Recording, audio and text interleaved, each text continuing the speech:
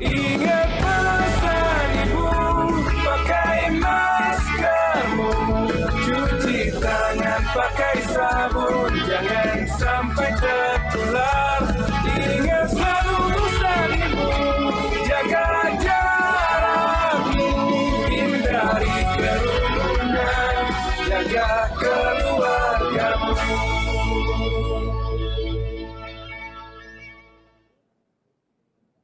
Momentum Hari Pahlawan 10 November 2020 ini harus kita jadikan sebagai titik tolak bagi kita semuanya untuk mengenang kembali sejarah perjuangan bangsa kita. Bangsa kita, bangsa Indonesia adalah bangsa yang tangguh, bangsa yang mampu mengusir penjajah dari tanah kelahiran kita semuanya. Momentum Hari Pahlawan ini pun harus kita jadikan sebagai ujung tombak agar kita semuanya bisa mengambil bagian sebagai pahlawan-pahlawan kemanusiaan dengan menggelorakan semangat patuh kepada protokol kesehatan, memakai masker, menjaga jarak, dan menghindari kerumunan, serta mencuci tangan sesering mungkin dengan menggunakan sabun dan air yang mengalir. Serta kita juga mengajak kepada semua pihak untuk meningkatkan keimanan dan ketakwaan kepada Tuhan Yang Maha Kuasa, pada Allah Subhanahu wa Ta'ala, sesuai dengan agama kita masing-masing, agar kita diberikan kesabaran dalam menghadapi COVID-19 ini. Demikian juga kita mengajak semua pihak untuk mampu meningkatkan imunitas tubuh dengan cara olahraga yang teratur, beristirahat yang cukup, memakan makanan yang bergizi, meminum vitamin, dan tidak boleh panik, serta hati yang selalu gembira. Mudah-mudahan upaya kita untuk mengajak semua pihak agar patuh kepada protokol kesehatan akan menyelamatkan lebih banyak keluarga besar bangsa Indonesia. Dan apabila kita mampu melakukan itu, maka sesungguhnya kita telah menjadi bagian dari pahlawan-pahlawan kemanusiaan. Salam tangguh, salam kemanusiaan, merdeka!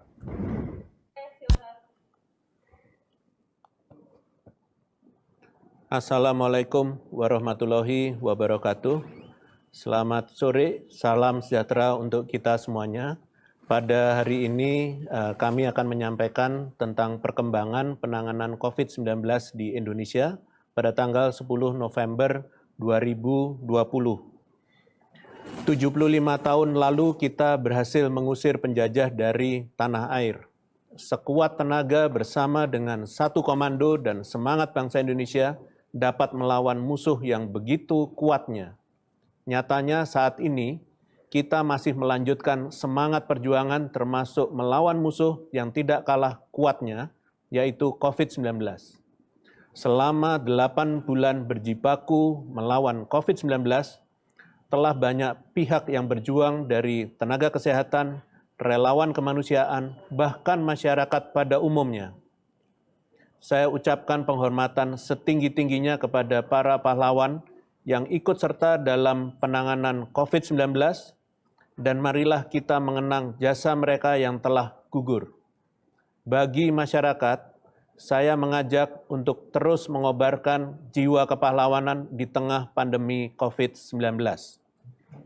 Jadilah pahlawan untuk keluarga dan orang-orang di sekeliling kita untuk terus melawan dan mencegah penularan COVID-19 dengan terus mematuhi protokol kesehatan 3M, memakai masker, menjaga jarak, dan selalu mencuci tangan menggunakan sabun dan air yang mengalir.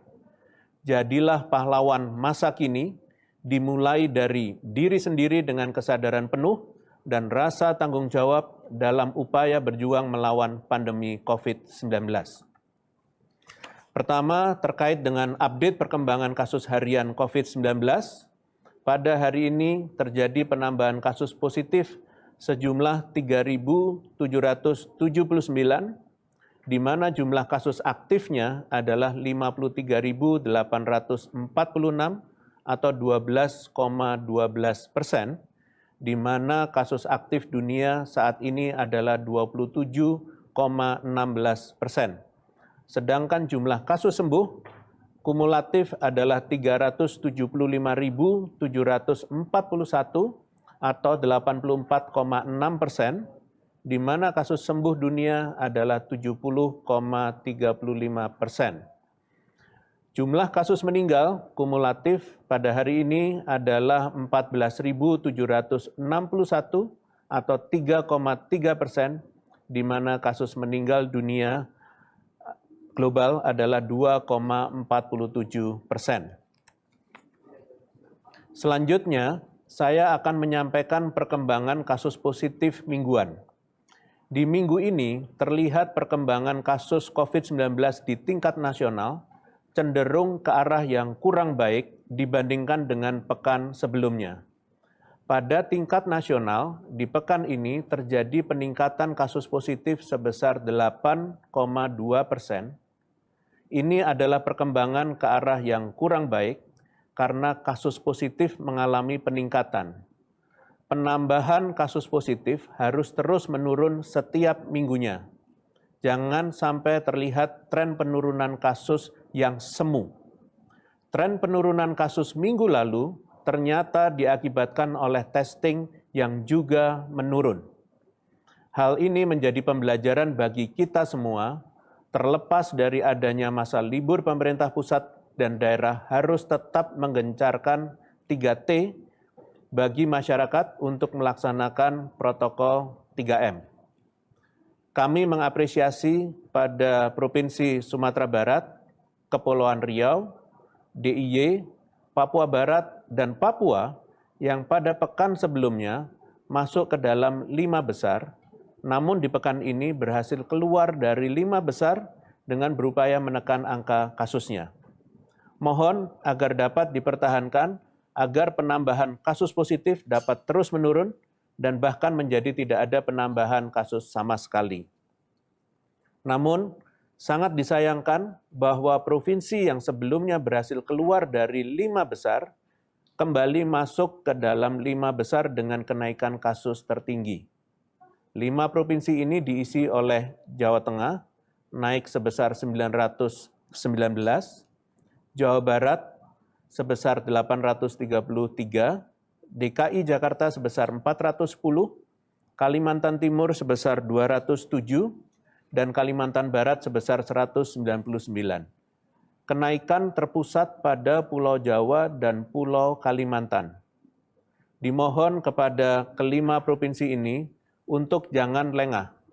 Kami melihat tren bahwa 5 besar penambahan kasus positif mingguan tertinggi masih konsisten pada 10 provinsi pada pekan ini dan pekan sebelumnya. Tidak ada perubahan secara signifikan. Ada banyak hal yang dapat diupayakan oleh pemerintah daerah setempat untuk menekan angka kasus. Adanya libur panjang pada pekan lalu dapat memicu terjadinya kenaikan kasus. Untuk itu, mohon betul-betul ditingkatkan kapasitas pemeriksaan COVID-19, terutama orang-orang dengan riwayat perjalanan, serta lakukan penelusuran kontak erat dengan masif untuk mendeteksi kasus. Kembali saya ingatkan bahwa selama belum ada vaksin, maka protokol kesehatan adalah obat terampuh untuk menekan angka penularan. Selalu pakai masker, jaga jarak, dan cuci tangan, serta hindari bepergian keluar rumah jika tidak ada keperluan yang mendesak. Seiring dengan penambahan kasus positif mingguan, penambahan kematian mingguan juga mengalami kenaikan 3,6% dari pekan sebelumnya. Provinsi Kalimantan Barat, Sulawesi Tengah, Papua, Lampung, dan Kalimantan Selatan yang pada pekan sebelumnya berada di 5 besar provinsi dengan kenaikan kematian tertinggi, telah berhasil menekan angka kematiannya pada pekan ini, sehingga berhasil keluar dari 5 besar. Perlu perhatian khusus pada provinsi yang pada pekan ini masuk ke dalam 5 besar kenaikan kematian tertinggi, yaitu Jawa Tengah naik 25, Jawa Timur naik 10, Sumatera Selatan naik 9, Banten naik 8, dan Sumatera Utara naik 8. Sedikit berbeda dengan penambahan kasus positif. Untuk penambahan kasus kematian mingguan tertinggi didominasi oleh Pulau Jawa dan Pulau Sumatera. Sementara, untuk persentase kasus meninggal tertinggi diisi oleh Jawa Timur, yaitu 7,14%, Nusa Tenggara Barat 5,46%, Sumatera Selatan 5,39%, Jawa Tengah 4,95%, dan Bengkulu 4,62%. Persentase ini cenderung terus menurun dari pekan-pekan sebelumnya. Jawa Tengah berhasil menyentuh angka 4% setelah berminggu-minggu sebelumnya selalu berada di angka 5%. Ini adalah perkembangan yang kita harapkan ke arah yang lebih baik. Terus lakukan pemeriksaan COVID-19 yang masif, dan pastikan kasus positif yang terdeteksi diberikan perawatan yang maksimal dan berkualitas sehingga dapat segera sembuh. Mohon kepada provinsi yang masuk ke dalam 5 besar kenaikan kematian tertinggi untuk dapat betul-betul melaksanakan treatment atau penanganan pasien COVID-19 dengan baik, utamanya pada pasien dengan gejala sedang dan berat, serta pasien dengan komorbid. Tingkatkan kualitas pelayanan COVID-19 di rumah sakit, optimalkan penggunaan rumah sakit yang ada. Lakukan koordinasi dengan pemerintah pusat melalui Kementerian Kesehatan dan satuan tugas apabila membutuhkan bantuan dalam penanganan COVID-19. Sejalan dengan perkembangan kasus positif dan meninggal, jumlah kesembuhan di pekan ini juga mengalami perlambatan sebesar 6,7% dari pekan sebelumnya. Sudah 3 minggu berturut-turut kasus sembuh kita mengalami penurunan, dan di minggu inilah terjadi perlambatan yang paling besar. Ini adalah kondisi yang memprihatinkan. Seharusnya jumlah kesembuhan harus terus kita jaga agar terus bertambah. Kita terus berupaya dan mendorong seluruh provinsi untuk mencontoh pada provinsi yang terus meningkatkan angka kesembuhannya. Kami mengapresiasi 5 provinsi dengan kenaikan kesembuhan tertinggi di Indonesia, yaitu Aceh naik 1.018, Jawa Tengah naik 229, Nusa Tenggara Barat naik 145, Kepulauan Riau naik 134, dan Papua naik 129. Sementara itu, persentase kesembuhan tertinggi di tingkat nasional adalah Gorontalo 94,32%, Bali 91,66%, Kalimantan Selatan 90,89%, DKI Jakarta 90,79%, dan Sulawesi Selatan 90,07%. Untuk pertama kalinya, DKI Jakarta masuk ke dalam 5 besar provinsi dengan persen kesembuhan tertinggi. Kami mengapresiasi kepada pemerintah Provinsi DKI Jakarta yang terus meningkatkan kualitas pelayanan kesehatannya sehingga dapat terus meningkatkan angka kesembuhan. Dimohon kepada seluruh provinsi yang telah disebutkan agar terus mempertahankan dan meningkatkan angka kesembuhan. Kepada provinsi lainnya, berlomba-lombalah untuk mencapai angka kesembuhan yang tertinggi secara nasional. Selanjutnya, saya akan menyampaikan perkembangan kasus aktif COVID-19 Indonesia jika dibandingkan dengan dunia dan beberapa negara lainnya. Penanganan pandemi COVID-19 di Indonesia terus menunjukkan hasil yang positif. Jika dilihat dari kasus aktif per 8 November 2020, kasus aktif COVID-19 berada pada level 12,16% dan lebih rendah dibandingkan dengan kasus aktif dunia yang mencapai 27,16%. Selain itu, apabila dibandingkan dengan negara-negara lainnya seperti Malaysia, Myanmar di Asia Tenggara, Perancis, Belgia, Jerman, Swiss di benua Eropa, dan Amerika Serikat, kasus aktif Indonesia juga lebih rendah. Sekali lagi, Hal ini menunjukkan bahwa penanganan pandemi COVID-19 di Indonesia sudah on the track atau sesuai. Bahkan dengan rendahnya angka kasus aktif di Indonesia, kita juga berperan dalam menekan kasus aktif di tingkat global. Namun demikian, capaian ini tidak boleh membuat kita lengah. Kita harus terus meningkatkan kolaborasi antara pemerintah, masyarakat, dan juga pemangku kepentingan lainnya dalam menekan kasus aktif ini. Kita dapat belajar dari negara-negara lainnya yang telah mampu menekan kasus aktif seperti Thailand dan Singapura. Masyarakat juga dapat berkontribusi dalam membantu upaya pemerintah menekan kasus positif ini dengan secara disiplin mematuhi protokol kesehatan dimanapun di setiap aktivitas yang dilakukan. Ingat, protokol kesehatan melindungi diri kita dan orang-orang terdekat dari potensi penularan COVID-19. Indonesia adalah bangsa yang besar, oleh karena itu bila kita berhasil menekan kasus aktif, maka kita telah berkontribusi dalam menekan kasus aktif di dunia. Di sisi lain, apabila kita lengah, maka kita pun akan memberikan dampak yang buruk pada penanganan COVID-19 di dunia.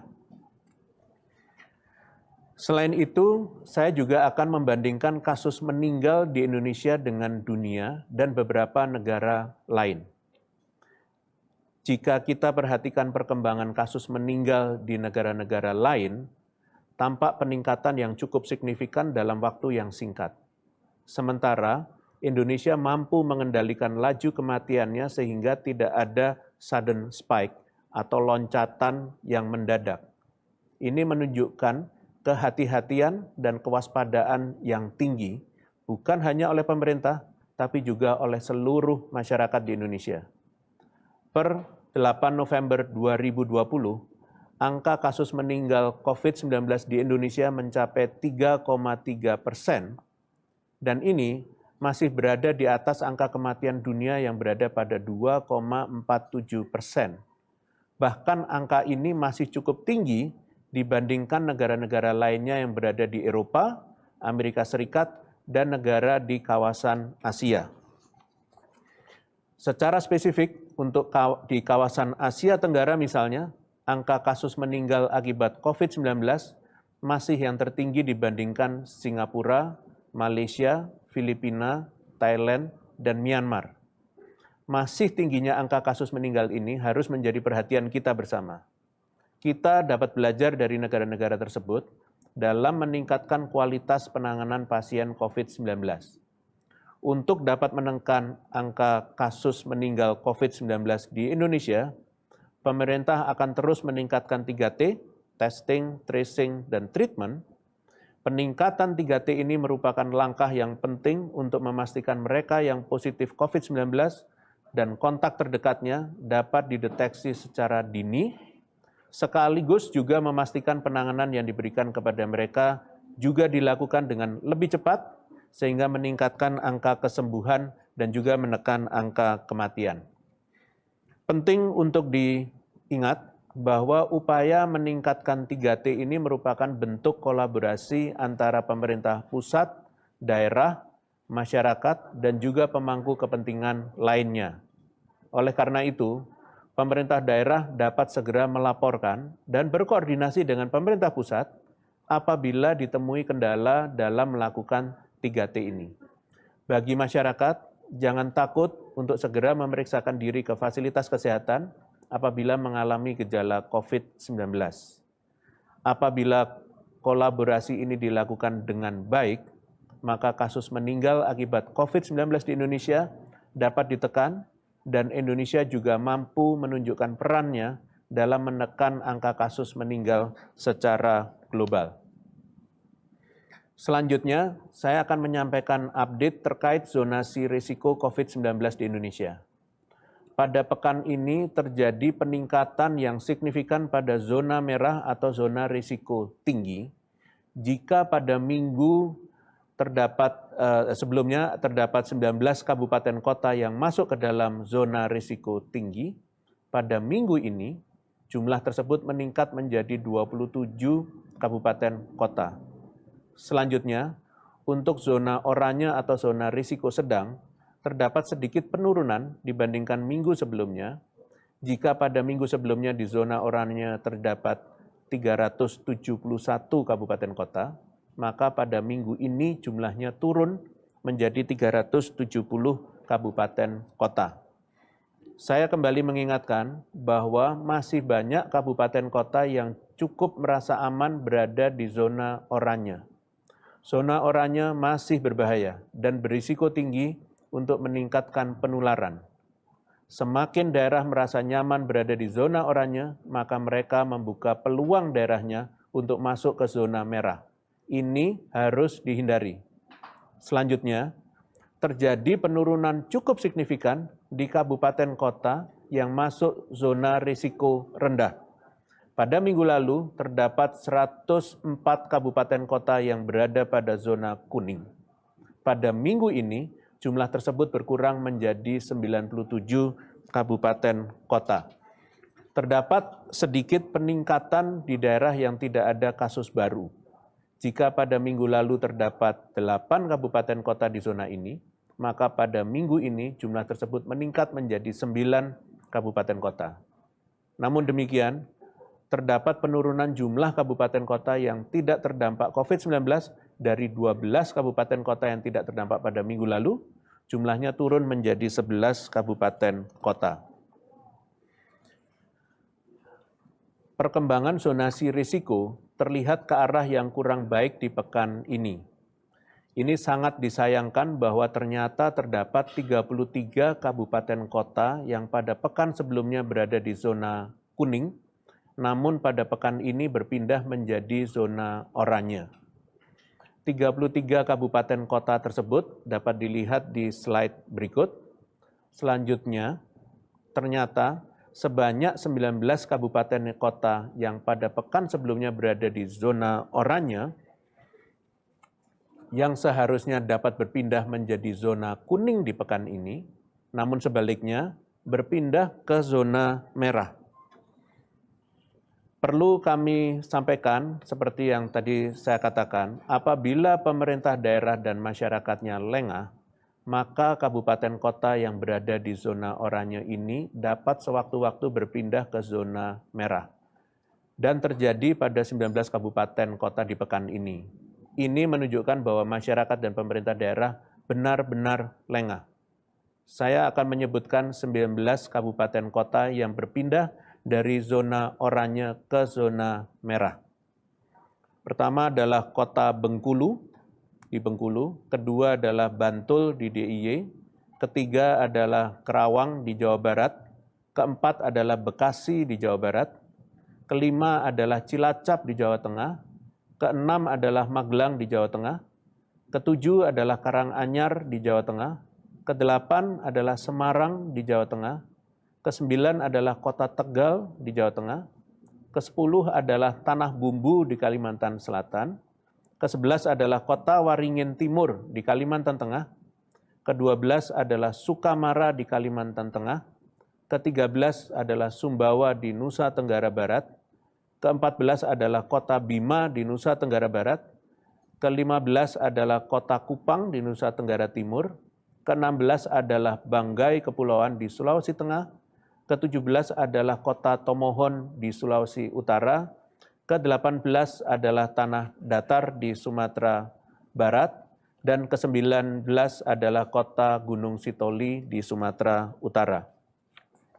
Seperti yang selalu saya katakan, apabila pemerintah daerah dan masyarakatnya lengah, maka kabupaten kota yang berada di zona oranye ini dapat sewaktu-waktu berpindah ke zona merah, dan terjadi pada 19 kabupaten kota di pekan ini. Ini menunjukkan bahwa masyarakat dan pemerintah daerah benar-benar lengah dan jangan sampai ini terjadi. Kami ingin menyampaikan keadaan bahwa daerah yang wilayahnya tadi telah saya sebutkan berpindah dari zona tersebut, mohon untuk kembali mengevaluasi penerapan protokol kesehatan.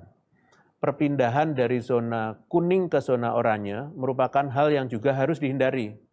Pastikan masyarakat mematuhi protokol kesehatan 3M dengan baik, tegakkan disiplin terhadap masyarakat yang masih abai terhadap protokol kesehatan.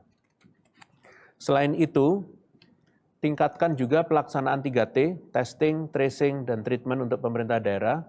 Dengan demikian, deteksi dini dapat dilakukan kepada mereka yang positif dan kontak terdekatnya, serta pelayanan terhadap pasien COVID-19 juga dapat dilakukan secara lebih dini dan meningkatkan peluang untuk sembuh. Jangan ragu untuk meminta bantuan kepada pemerintah pusat. Ingat, penanganan COVID-19 merupakan tanggung jawab kita bersama. Saya kembali mengingatkan, penanganan pandemi COVID-19 ini harus dilakukan secara bergotong royong dan oleh karena itu, langkah ini membutuhkan kolaborasi yang erat antara pemerintah, media, swasta, akademisi, dan juga masyarakat. Kolaborasi ini diwujudkan melalui aksi strategis pemerintah Indonesia dalam respons terhadap pandemi COVID-19. Terdapat 9 aksi strategis yang terus dilakukan pemerintah selama pandemi COVID-19 berlangsung, yaitu adalah koordinasi, perencanaan, dan pemantauan. Kedua adalah komunikasi risiko dan pelibatan masyarakat. Yang ketiga adalah surveillance, tim gerak cepat dan investigasi kasus COVID-19. Keempat adalah pengaturan mobilitas pada pintu masuk, perjalanan dan transportasi internasional, dan PSBB. Kelima adalah pengembangan laboratorium jejaring nasional.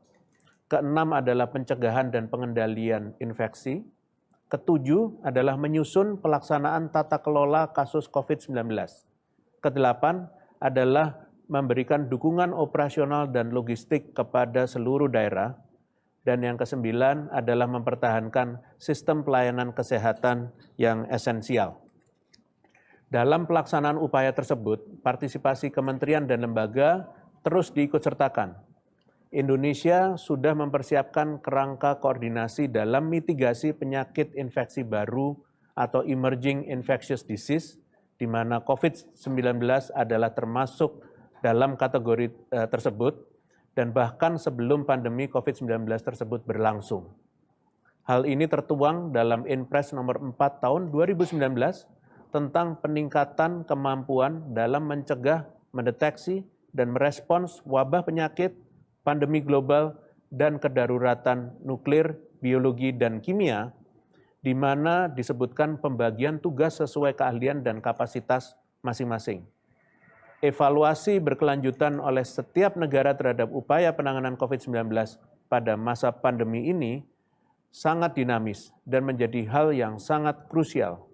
Hal ini dilakukan untuk menguatkan kesiapsiagaan dan kemampuan merespon dalam berbagai situasi dan kondisi. Pengalaman adalah guru yang terbaik. Selama 8 bulan ini, pemerintah Indonesia berusaha melakukan refleksi untuk mengidentifikasi efektivitas setiap upaya terhadap perubahan yang diharapkan, termasuk melakukan prosedur peninjauan dengan standar dunia yang telah ditetapkan oleh WHO, yaitu Intra-Action Review, IAR. Peninjauan ini melibatkan total 168 peserta, fasilitator, reporter, dan notulen yang berasal dari stakeholders multisektor, termasuk Kementerian Kesehatan, Satuan Tugas Penanganan COVID-19 Nasional maupun daerah, Badan Nasional Penanggulangan Bencana, kementerian lembaga terkait lainnya, dan juga TNI Polri, serta perwakilan dari Dinas Kesehatan di daerah, rumah sakit, puskesmas, Palang Merah Indonesia, dan mitra internasional lainnya. Pada hari Jumat 6 November lalu, Indonesia mendapat kesempatan untuk memaparkan hasil peninjauan penanganan COVID-19 di depan WHO bersama dengan 2 negara lain, yaitu Thailand dan Mali dari Afrika. Indonesia, Thailand, dan Mali dipilih karena memiliki karakter masing-masing dalam menangani COVID-19. Peristiwa ini merupakan bukti keseriusan pemerintah Indonesia untuk terus memperbaiki penanganan COVID-19 dan diharapkan juga memberikan pembelajaran maupun inspirasi kepada negara lainnya yang sedang mengalami pandemi ini. Sebagai penutup, sekali lagi selamat Hari Pahlawan untuk semua pahlawan negeri dan garda terdepan pandemi. Salam tangguh dan salam kemanusiaan.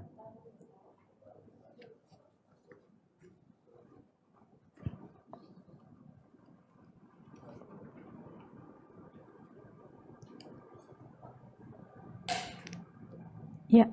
Selanjutnya kami ingin melanjutkan dengan tanya jawab dengan media. Silahkan kalau ada pertanyaan. Ya, pertanyaan pertama dari Azizah medcom.id. Hari ini jamaah umroh tiba di tanah air. Bagaimana penanganannya agar tidak ada imported case dan di mana saja lokasi karantinanya? Terima kasih, Prof. Baik, terima kasih dari medcom.id. Jadi sebelum jemaah umroh pulang dan sesudah sampai di tanah air, maka mereka akan dites sebagai langkah screening untuk memastikan status kesehatannya terkait COVID-19. Sambil menunggu hasil tes, maka jemaah akan dikarantina di lokasi yang sudah ditentukan, yaitu Asrama Haji Pondok Gede di Jakarta Timur. Selanjutnya, apabila tes menunjukkan hasil yang positif, maka jemaah akan dirujuk ke rumah sakit untuk memperoleh penanganan lebih lanjut. Bagi jemaah umroh yang hasil tesnya negatif, maka wajib untuk melakukan isolasi di fasilitas kesehatan yang ditentukan oleh pemerintah. Terima kasih.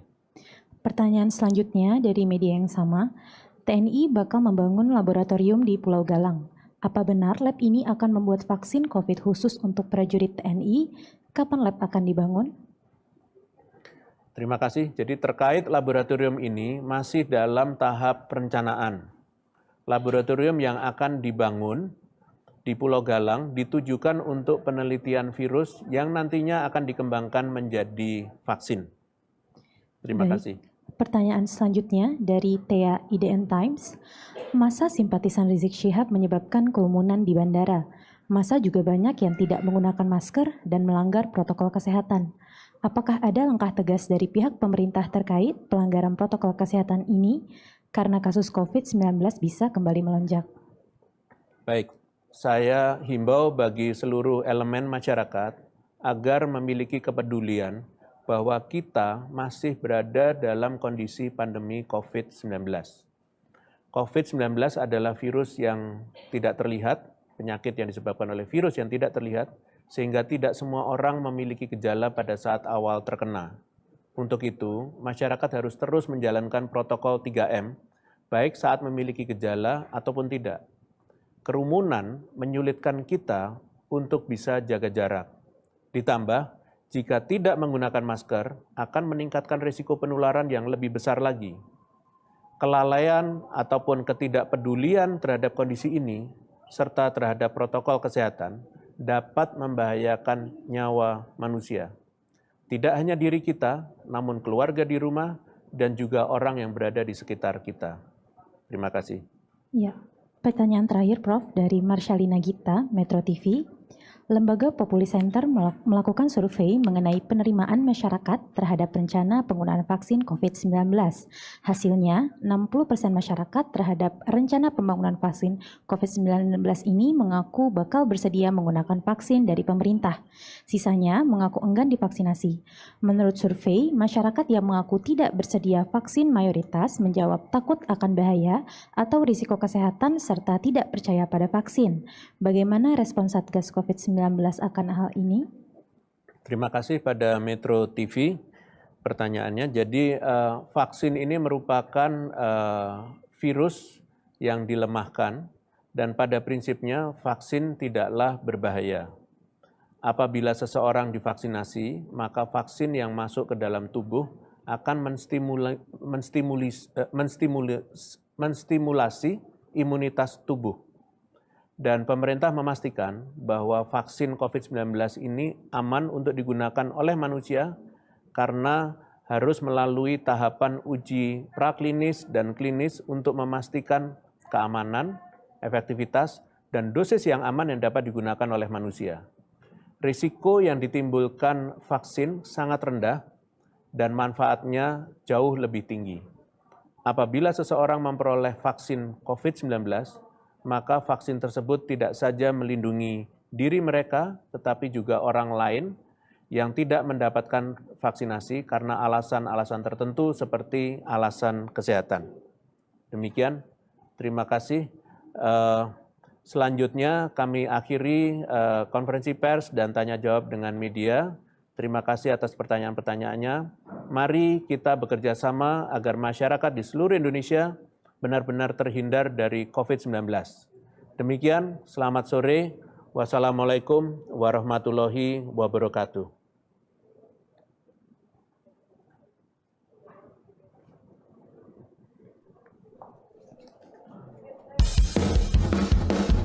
Ingat pesan ibu, pakai maskermu, cuci tangan pakai sabun, jangan sampai tertular. Ingat selalu pesan ibu, jaga jarakmu, hindari kerumunan, jaga keluargamu.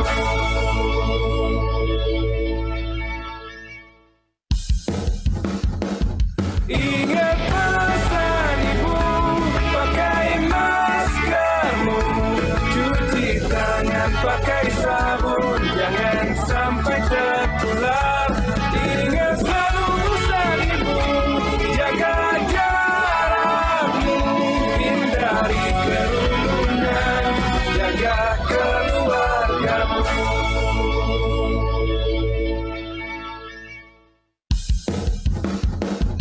Ingat